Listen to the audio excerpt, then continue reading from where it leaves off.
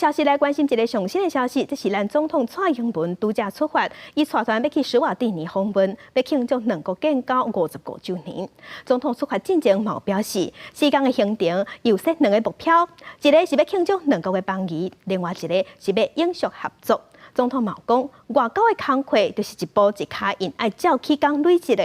咱台湾行向世界的脚步未停，嘛会愈来愈坚定，更有自信，会继续向前行，让世界看到台湾。咱来听总统上新的讲话。今年是我们两国建交55周年，也是施瓦蒂尼王国独立建国55周年，更是施瓦蒂尼国王恩施瓦蒂3世的55岁生日。我将代表台湾人民致上最诚挚的祝贺。高雄市和施瓦蒂尼首都姆巴巴内市正在推动缔结姐妹市的计划。我们相信，透过这个计划，将有助于两国的教育合作及青年交流。